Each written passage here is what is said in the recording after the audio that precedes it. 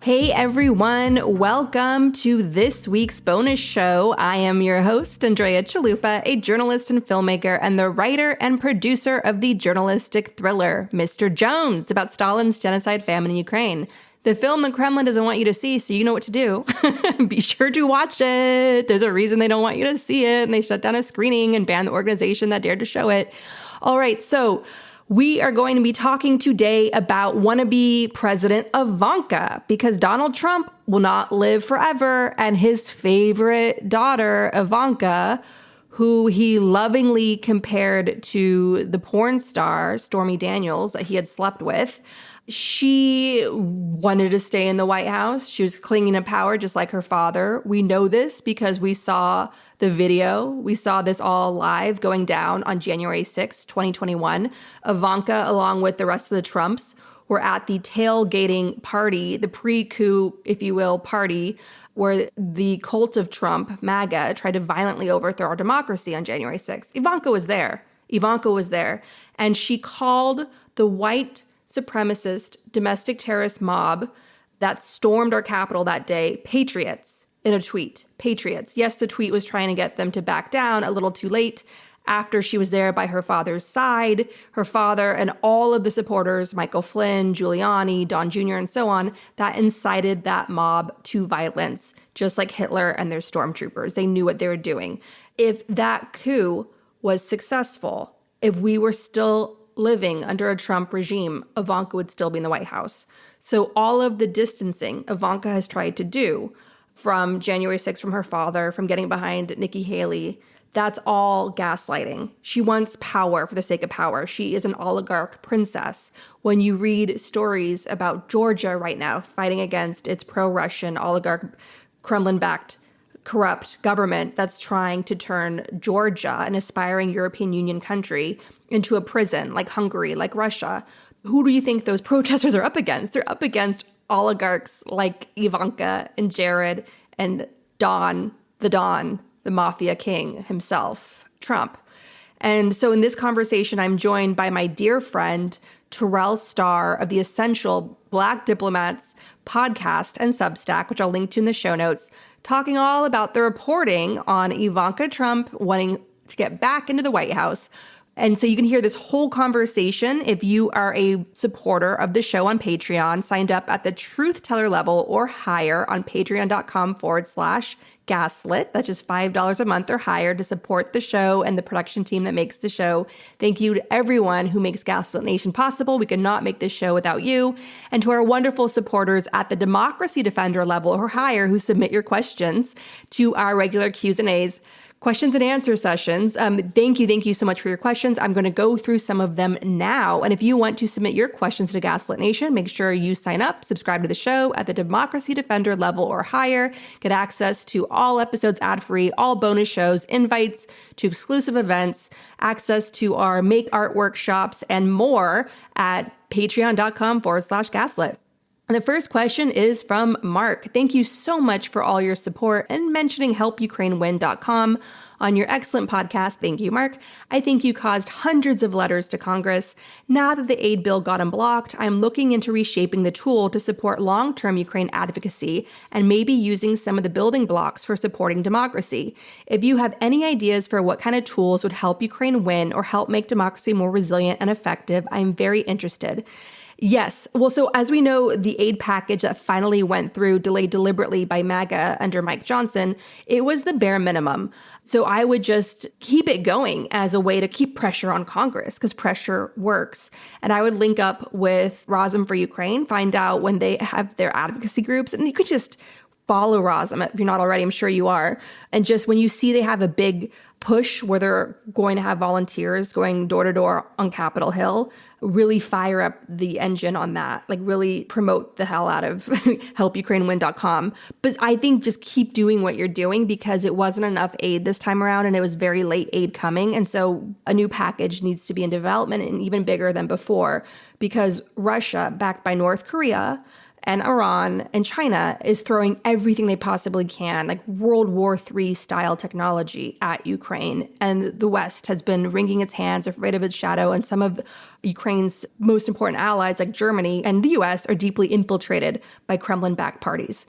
So yes, so just keep the pressure up. Keep doing what you're doing. You're doing great, sweetie. Sorry, I'm being silly now. Okay, Floundericious, W.A. What, if anything, should we expect from the come to Jesus call Biden and Bibi had? This is such a slow walk while Gaza is literally starving to death. Yes, there is a man-made famine, like the Holodomor, that starved millions of Ukrainians in Gaza, being deliberately engineered by Israel as part of their genocide to just wipe out as many Palestinians as possible in a second Nakba. This is all being documented by journalists and humanitarian aid organizations. And there's been a historic number of deaths of both of those as well, journalists and aid workers, including of Jose Andres' World Kitchen. The Biden admin, as I mentioned in this week's show, did stop a shipment of arms to Israel, sending a strong message, trying to force Israel to the table in this very fragile ceasefire negotiation, which is ongoing. Hamas and Israel, they've been pretty bad faith actors so far in the negotiation, and it's very tense. But the pressure of these protests we're seeing across the country, the pressure of Biden's polling numbers, the pressure of needing to win this election, the pressure of needing to win the Black vote and the Gen Z vote in some of these very close districts in the Electoral College states, it's really forcing the U.S. to take a stronger stance against Israel, which we haven't seen so far in this crisis. So the pressure is working. And we'll go more into that later in this episode in my discussion with Terrell. Leslie writes, in regards to the Bad Faith episode about the must-watch documentary Bad Faith, available wherever you stream your films, Amazon, Google, Apple, and that's all about Christian nationalism and their long game plan to take over our democracy. Leslie writes, wondering if you'd like to have an episode on the book, The Immortality Key. I'm finishing it now, and I'd like to see more conversation about the slaughter of women who try to keep the precursor of Christianity, the religion of no name, going after Jesus sought to bring it to the masses. Awareness of the herbal shortcut to enlightenment being literally snuffed out, where that has led us, and what, if anything, can be done now. I'd personally like to see the Catholic Church bring their past to light, because this book lays clear that they created the original war on women and drugs to disastrous consequences. Yes to all that, Leslie. I'm fascinated by the establishment of the Christian church and how Catholicism came to be. I'm really fascinated by Mary Magdalene as a feminist icon and what a badass she was as a historical figure from what we know about her and how she established the church in Gaul, modern day France. And so I'm very interested on women of the early church and the tension between women of that era and the war against them by patriarchy, where they're considered like cattle, basically. So I will check out The Immortality Key, and I'll link to in the show notes for this week's bonus show. Deb writes, I'm an indie author. Promotion and marketing is all me. How can I promote my novels if I'm largely not on social media and have no intention of getting on it? I am on Goodreads and I do blog, but I don't have big followings there. I don't love the idea of spending money, so when I do spend it, I want to do it wisely. Any suggestions appreciated? Well, as a member of our community, if you have anything to promote that's art, send it to me. I'm happy to share it in the show notes, give it a shout out, because I know the pressure that us indie artists are under. Also, I answer this question in depth in the Make Art workshop, which I will link to in the show notes. There's a transcript there as well that you could read. I got the same question in the workshop, so the answer for you in long form is there. That is our introduction to this week's Q&A. If you would like to get this full bonus episode, make sure to subscribe to the show at the Truth Teller level or higher. And if you want to submit a question for our regular Q&A discussions, sign up at the Democracy Defender level or higher at patreon.com/gaslit. And thank you to everyone who supports the show. We could not make Gaslit Nation without you.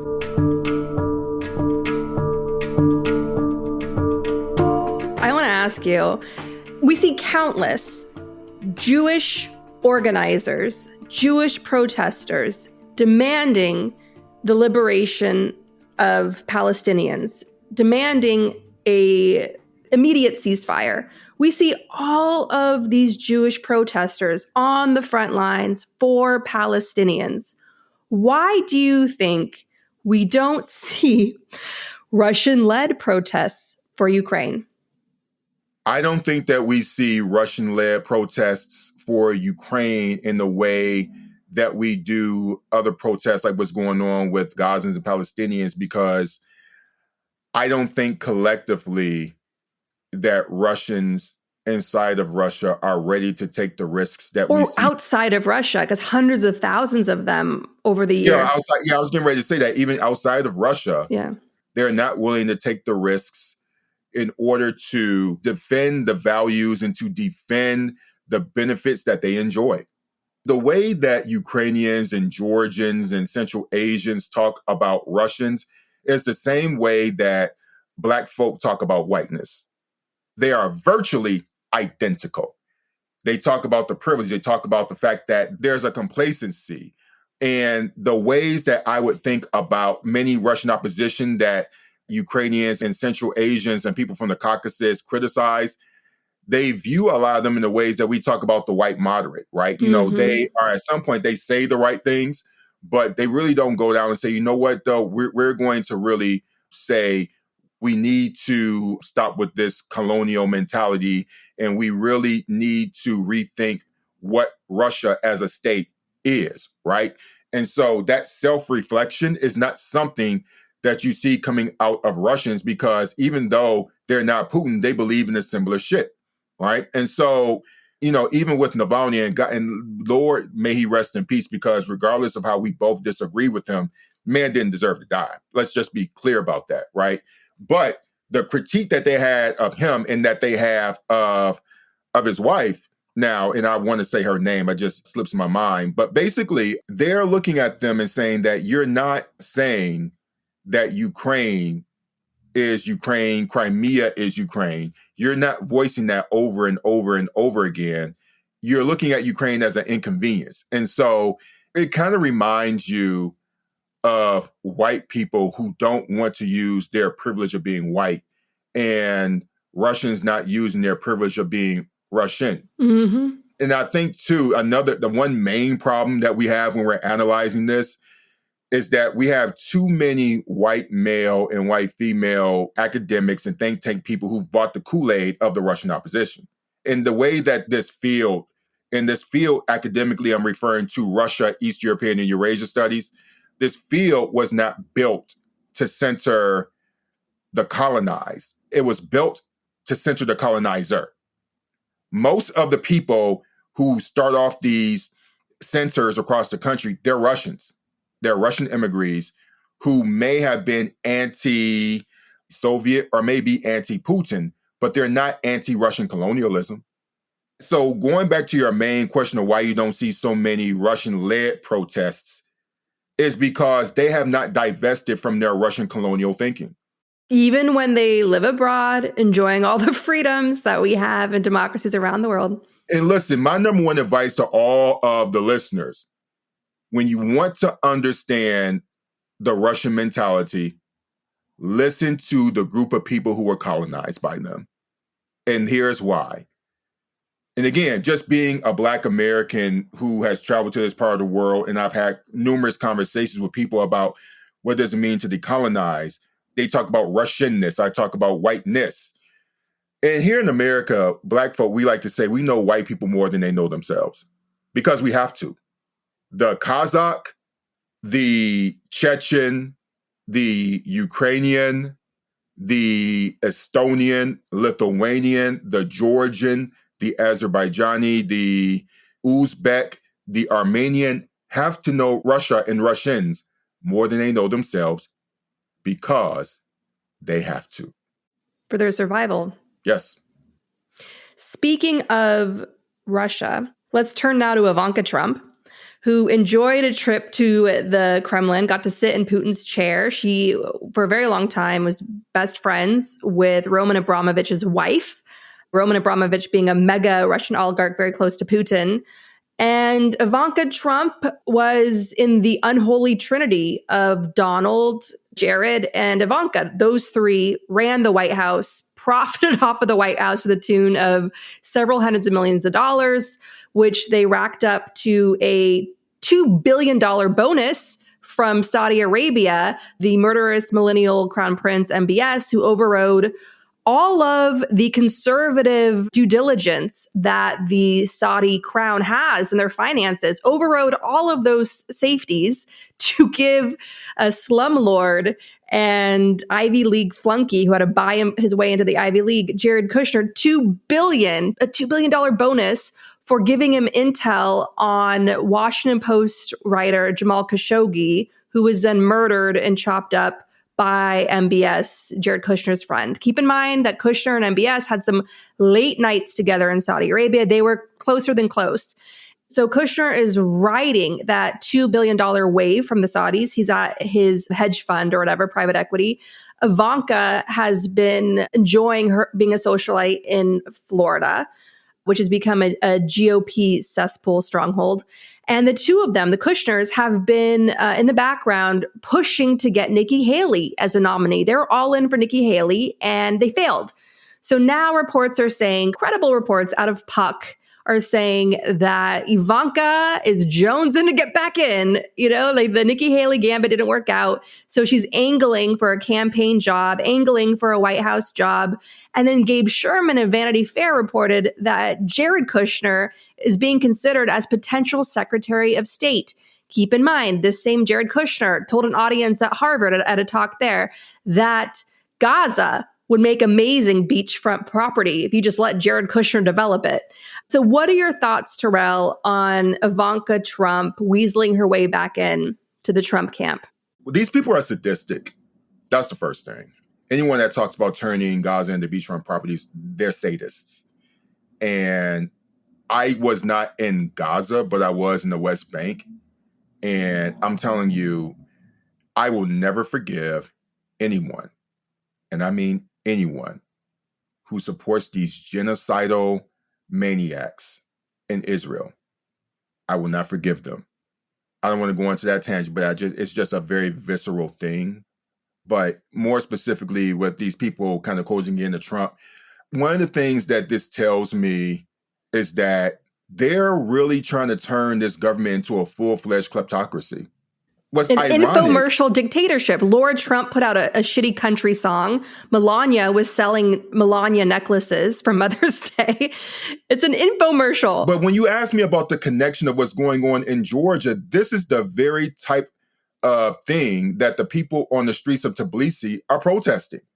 And so when you ask, what are the correlations? Trump wants to be Georgia Dream. They're doing the same thing. The billionaire Bedzina Ivanishvili, it's been reported that a healthy portion of the GDP is owned by him.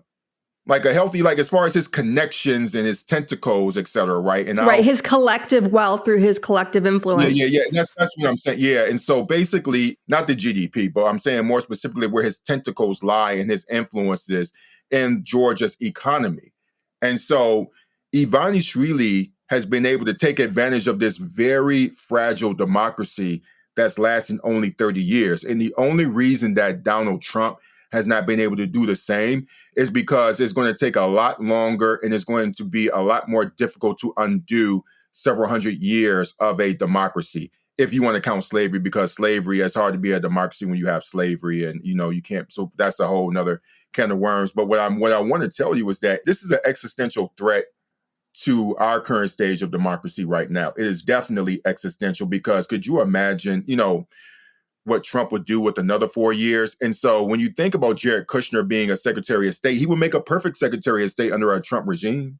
And we need to start calling Trump what he wants to create, a regime. That's what it is. The same way that we characterize countries stereotypically like Georgia and like Ukraine and other places around the world, you need to consider that in the same case of Trump.